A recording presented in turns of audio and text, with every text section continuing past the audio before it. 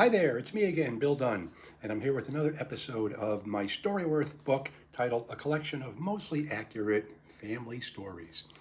And if you don't know what Storyworth is, check it out online. It's a cool service where every week they send you a question, you write a little essay and answer to that question, and at the end of the year, you got 52 essays they compile in book form, just like this, and it's a really cool little keepsake for your loved ones. So anyways, the essay today, the prompt they sent me was, how did you feel when your first child was born? The answer to this question is simple. When our first child was born, I felt nervous, really, really nervous. As I mentioned previously, I get very uncomfortable in unfamiliar situations. Many times when I've gone on vacation to a place I had never been before, I was kind of anxious because everything was new and different. Whenever I go on vacation to the same place a second time, it's terrific. I can relax and enjoy myself because the surroundings are more familiar. So, if I get nervous about an unfamiliar vacation location, what do you think my reaction will be when I was sitting in that delivery room as our first child was being born? Something I had never even remotely experienced in my entire life. Right, I was anxious to the point of being terrified.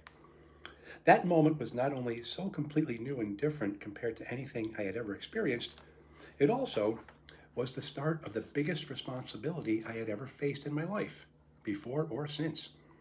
Just imagine this scene. I'm a 27-year-old guy with a drinking problem. Responsibility was something I tried to avoid as much as possible. And now I'm about to become a father. A tiny, helpless baby is about to enter the world. Along with Joyce, I would be required to protect, feed, care for, educate, and train this brand new human being.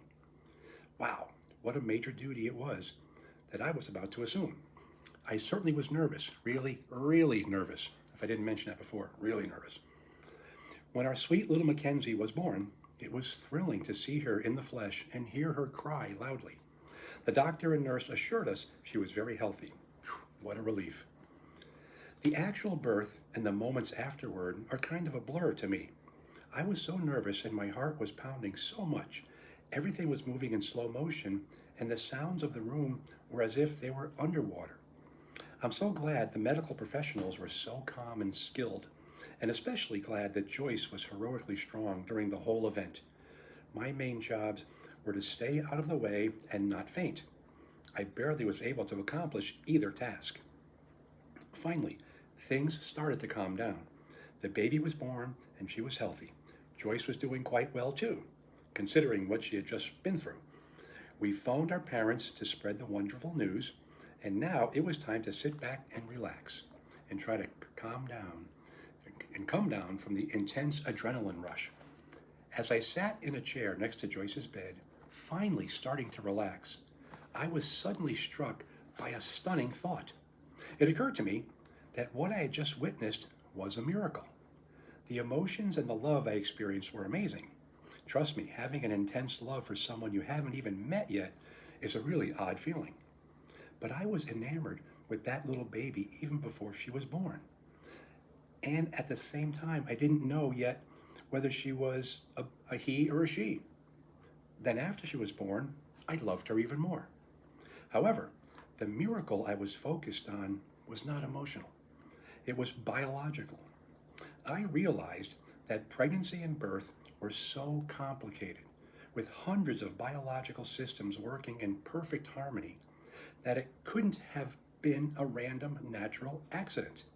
You see, back in school, my biology teachers explained that all life on Earth came into existence through random natural processes.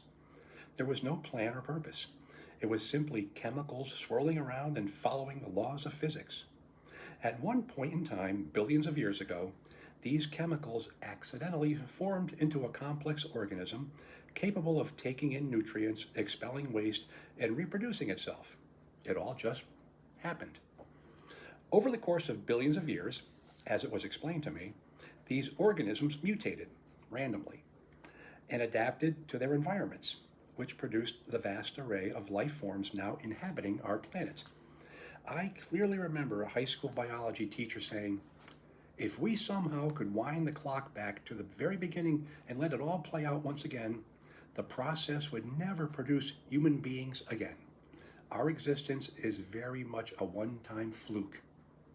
So my abandonment of the religious faith taught to me by my parents in the local parish, which occurred at about age 15, was in part prompted by those biology classes. What the teachers were telling me was completely different than what the nuns taught during the Sunday school, or during the Sunday morning catechism classes after Mass. The nuns taught us that a supernatural God was our creator. The teachers taught that random natural processes were our creator. Well, my atheism lasted about 12 years. In that delivery room in Yale New Haven Hospital, I was hit by the revelation that the complexity of biological life, as demonstrated by the birth I had just observed, could not possibly have come into existence by unplanned, unguided, natural processes. It was simply too intricate and precise. To use an old illustration, a tornado sweeping through a lumberyard does not leave a perfectly formed 3-bedroom ranch house in its wake. At that moment, I didn't know how life came into existence. I was reluctant to even consider anything I was taught in catechism class. But I was pretty sure the purely natural, accidental, biology class explanation was not correct.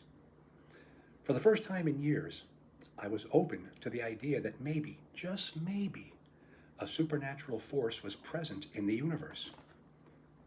And maybe, just maybe, this supernatural force was similar to the Creator God taught by many religions throughout history. So, when Mackenzie was born, it was a very nerve-wracking experience. Going in, I knew it would be stressful, but I had no idea it would be the catalyst for a profound religious conversion. Watching the miracle of life right before my eyes made me realize there was an author of life, a supernatural miracle maker. I knew my life would change when that baby was born, but the way it changed was something I never could have imagined. 3.5 years later, when Maureen was born, it turned out to be equally as stressful. Having been through the process did not seem to make it any less nerve-wracking. I was really hoping it would be less overwhelming. Just as with Mackenzie's birth in 1984, with Maureen, I was madly in love with her before I ever even met her. And again, this was before I knew if she was a boy or a girl. Our 2 daughters are our pride and joy. Their births are the most vivid memories I possess. On both occasions, I felt nervous, really, really nervous. Despite all that nervousness, those were the 2 most wonderful days of my life. Okay, that is the end of episode, I think we're calling this one episode 10. Thanks for watching. See you soon.